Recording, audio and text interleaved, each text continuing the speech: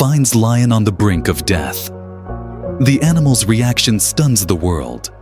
The skeletal remains of what had once been a magnificent African lion lay motionless under the scorching Botswana sun. His breathing so shallow that veterinarian Dr. Kevin Richardson initially thought the animal was already dead. Every rib showed through the lion's dull matted coat, and his powerful frame had been reduced to skin and bones after what appeared to be weeks of starvation. Dr. Richardson had been conducting anti-poaching patrols in Thermote Kalahari region when his guide Tiboga Mole spotted the dying animal beside a dried-up watering hole. What they found defied explanation. A full-grown male lion approximately 8 years old lying alone in the middle of nowhere, too weak to lift his massive head. In 30 years of wildlife work, I've never seen a lion in this condition still clinging to life. Richardson later told reporters the animal's eyes were sunken deep into his skull and his once golden mane had become a dirty, tangled mess. Open sores covered his body, likely from lying motionless for days, and his breathing was labored and irregular. Richardson knelt beside the dying predator, expecting the lion to show some sign of aggression or fear. Instead, the animal did something that stopped the veterinarian cold. The lion slowly turned his head toward Richardson and made direct eye contact, not the threatening stare of a wild predator, but the pleading gaze of a creature who somehow understood that help had arrived. It was like he was asking me to save him, Richardson recalled. I've worked with hundreds of big cats, but I've never seen that level of awareness, that human-like plea for help in an animal's eyes. The lion's condition was critical. Severe dehydration had caused his gums to turn white, and his body temperature was dangerously low. Despite the desert heat, Richardson estimated the animal had been without food for at least 3 weeks, and without water for several days. Most concerning were the lion's hind legs, which appeared to be paralyzed, likely the reason he had been unable to hunt or reach water sources. Richardson made a decision that would change both their lives forever. Rather than following standard protocol to euthanize the suffering animal, he chose to attempt an unprecedented field rescue of a dying wild lion in one of Africa's most remote locations. Every fiber of my veterinary training told me this lion was beyond saving, Richardson admitted, but something in his eyes, some spark of will to live, made me believe he deserved a fighting chance, working quickly in the fading daylight. Richardson established an IV line to begin emergency fluid therapy. The lion remained completely still during the procedure, as if understanding that the human beside him was trying to help. Richardson administered pain medication, antibiotics, and electrolyte solutions, while Malif radioed for helicopter evacuation to the nearest wildlife facility over 200 miles away as darkness fell over the Kalahari. Richardson made the difficult decision to spend the night beside the dying lion, monitoring his vital signs and continuing fluid therapy. The desert temperature dropped rapidly after sunset, and Richardson covered the lion with emergency blankets from his vehicle, then positioned himself as a windbreak to protect the animal from the cold desert winds. Throughout that first night, the lion's eyes never left Richardson's face. Every time the veterinarian checked the IV line or adjusted the blankets, the lion would respond with soft, almost grateful sounds.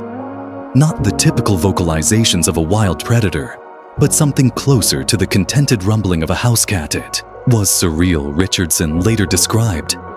Day here, I was alone in the desert with a dying lion who should have been terrified of human contact, and instead, he seemed to trust me completely. He somehow understood I was there to help him. The helicopter evacuation at dawn was treacherous, requiring Richardson to sedate the lion while maintaining his critical IV fluids during the flight to Mount Animal Hospital. Dr. Sarah Tullhagel, the Fassel's head veterinarian, was skeptical when she received Richardson's radio call requesting emergency surgery facilities for a wild lion rescue. "Kevin, you're talking about a full-grown male lion who's been starving for weeks." Dr. Tullhagel had argued over the radio. "Even if we save him, he'll never be releasable. Back to the wild, his paralysis means he can't hunt or defend himself." But when the helicopter landed and Dr. Tullhagel saw the lion's condition firsthand, her medical instincts overrode her practical concerns. The animal was indeed dying, but his Vital signs had stabilized slightly during Richardson's overnight intervention. More remarkably, the lion showed no aggression, despite being surrounded by multiple humans in an unfamiliar environment. His behavior was completely contrary to everything we know about wild lion psychology. A Dr. Hagel later documented in her medical report, "He allowed us to transfer him to the surgical table, accepted an oxygen mask, and remained calm throughout our examination. It was as if he understood we were trying to save his life." The diagnostic test revealed the full extent of the lion's condition.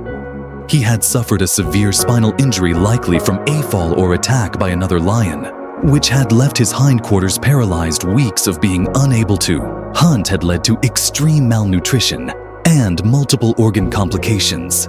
His chances of survival were estimated at less than 10%. The surgery to address his spinal injury took 8 hours throughout the procedure. Richardson remained in the operating room, his presence seeming to have a calming effect on the lion even under anesthesia. When the animal began to wake up, his eyes immediately searched for and found Richardson's face. Recovery was slow and uncertain. The lion, whom Richardson named Tao, after the Setswana word for lion, required round-the-clock care. Richardson took extended leave from his regular duties to oversee Tao's rehabilitation. Personally, the veterinarian set up a cot in the recovery room and spent 3 weeks sleeping beside the lion, monitoring his progress and providing constant companionship. What happened during those weeks of recovery astonished the medical staff. Tao began exhibiting behaviors never before documented in wild lions. He would become visibly distressed when Richardson left the room. Even for short periods when Richardson returned, Tao would make soft chuffing sounds and attempt to nuzzle his hand despite his weakened condition.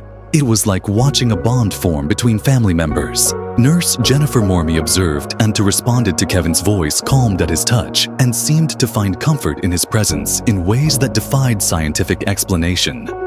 As Tao grew stronger, his personality began to emerge, despite being a wild predator. He showed remarkable gentleness around Richardson and the medical staff. He learned to accept physical therapy sessions for his paralyzed legs, seeming to understand that the uncomfortable exercises were helping him heal. The breakthrough came during the 4th week of recovery.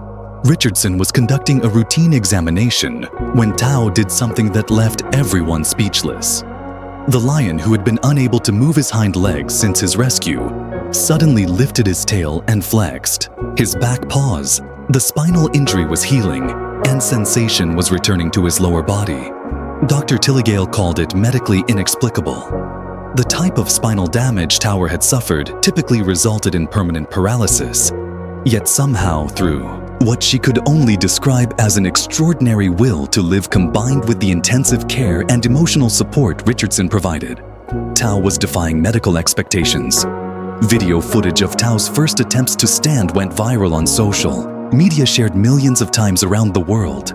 The images of Richardson supporting the lion as he took his first wobbly step since his rescue moved viewers to tears, and donations began pouring in from around the globe to support Tao's continued rehabilitation. 6 months after his rescue, Tao had made a recovery that veterinary experts called medically impossible. The lion, who had been paralyzed and dying in the Kalahari Desert, was now walking, running, and displaying the strength and vitality of a healthy adult male. But what happened next would capture the world's attention in ways no one anticipated.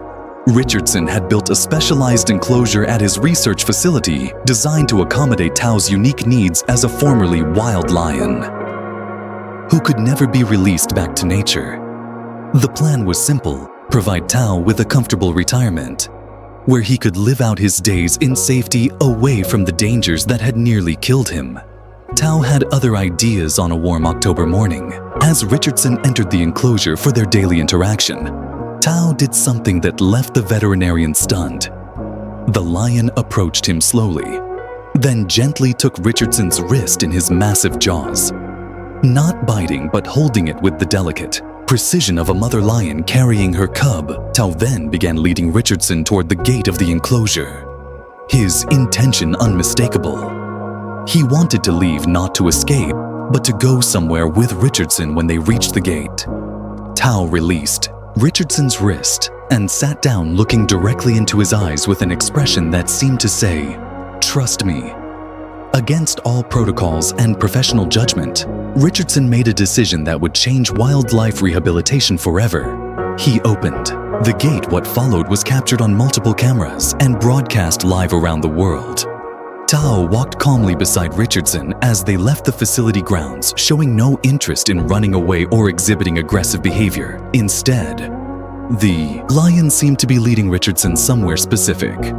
They walked for nearly 2 miles through the African bush, with Tao occasionally looking back to ensure Richardson was following. News helicopters circled overhead as millions watched the unprecedented sight of a man walking freely beside a full-grown lion. In the wild, their destination became clear when they reached a small pride of 3 lionesses with cubs who had been struggling to survive in the drought-stricken region. Richardson recognized them as the same pride he had been monitoring during his anti-poaching patrols, the same area where he had found Tao dying months earlier. What happened next stunned wildlife experts around the world. Tao approached the lionesses and began exhibiting protective behavior, positioning himself between them and potential threats, while making soft vocalizations that seemed to be communicating Richardson's peaceful intentions. The lionesses, who should have been terrified of human presence, remained calm and allowed Richardson to approach it. Became clear that Tao had brought Richardson there for a purpose. The pride was suffering from the same drought conditions that had nearly killed Tao. Their usual water sources had dried up, and the lionesses were struggling to find enough prey to feed their cubs. Richardson understood Tao wasn't just showing gratitude for being saved. He was asking Richardson to help save his extended family. Over the following weeks, Richardson established a water station and feeding program for the pride, working with local conservation authorities to ensure their survival through the drought. Tao remained with Richardson throughout this process, serving as an intermediary between the human world and the lion pride. The footage of a wild lion bringing a human to help his pride became the most watched wildlife video in internet history. Dr. Jane Goodall called it the most extraordinary display of cross-species cooperation and communication ever documented. Richardson eventually had to return Tao to the facility for his safety, but their bond remained unbreakable. Tao lived for 7 more years, becoming an ambassador for lion conservation and helping raise millions of dollars for wildlife protection programs. When Tao finally passed away peacefully in 2019, Richardson was by his side, holding the same gentle giant who had once been dying alone in the desert. Tao's legacy lived on through the conservation programs his story had inspired, and the profound lesson he had taught the world about the emotional intelligence and capacity for gratitude that exists in all living creatures. It taught me that the line between human and animal consciousness is far thinner than we ever imagined. Richardson said at Tao's memorial service, "He didn't just survive, he chose to use his second chance at life to help others." That's a lesson any human would be proud to learn. So friends, if you want more videos, please like this video and subscribe our AI Wildlife Story YouTube channel.